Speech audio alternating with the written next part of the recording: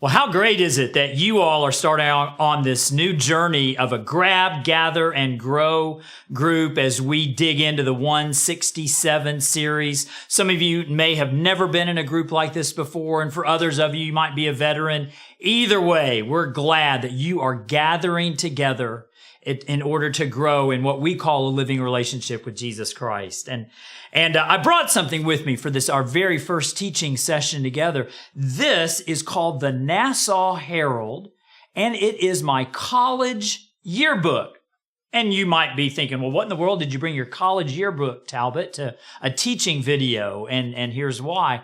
Some of you may know, probably more of you don't know, that the college that I went to, all these people in this book, it's called Princeton University up in Princeton, New Jersey. And Princeton University is home to a whole lot of smart people. Like when I got there, they only let me in because I could play tennis. But when I got there, my roommate, my freshman year, had perfect scores on his SAT. He was like brilliant. And he was so brilliant, he retired at 48. I'm still here slogging it out being a pastor of a church. Not that I'm bitter over that or anything, but I was surrounded by smart people. 3 of the current justices on the Supreme Court went to Princeton. The guy who founded Amazon, Jeff Bezos, one of the richest men in the world, and obviously one of the smartest, went to Princeton. So there I was on that campus as a tennis player from Texas and not nearly as smart as everyone else. And I began to realize I am surrounded by so much brain power. There is so much raw intelligence in this place. How in the world can I ever measure up? And maybe from the perspective of hindsight, I realize that just because there's a lot of knowledge doesn't mean there's a lot of wisdom. Like knowledge is that understanding that tomato is a fruit. And wisdom is knowing never to put tomato in a fruit salad. Maybe all those people that I was around at Princeton had a whole lot of knowledge and a whole lot of brilliance, but not so much in that area of wisdom. So interesting what Paul says when he writes to the Corinthian church in 1 Corinthians. And this is a church that is saturated with celebrity and sort of obsessed with sexuality and really wanting to prove themselves among the elites of the world.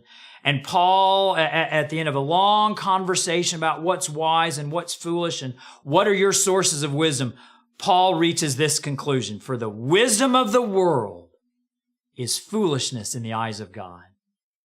And as if to prove his point, he also tells us that the elites of the world, all the rulers and the authorities, the people who are deans at Harvard and Princeton and Yale, and those who run all the major Fortune 500 companies, the elites of the world, they are the ones who killed Jesus.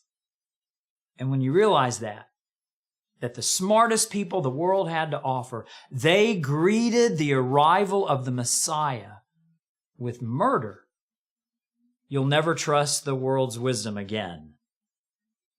And so as you start this journey into 167 and into thinking very seriously, well, what are my sources of wisdom?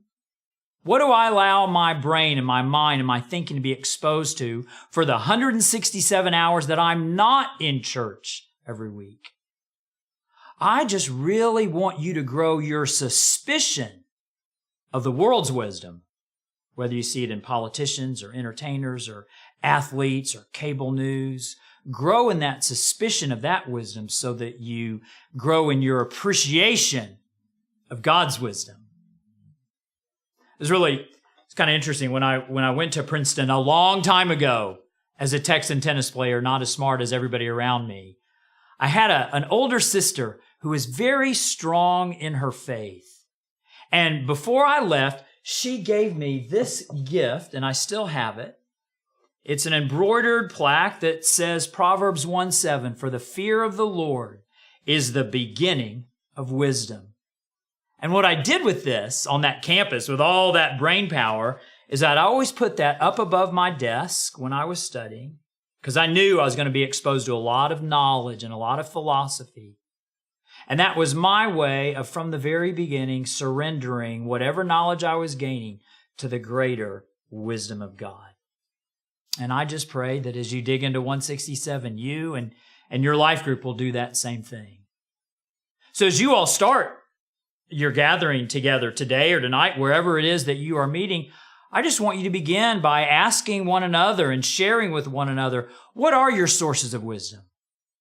How do you spend those other 167 hours a week that you're not in church?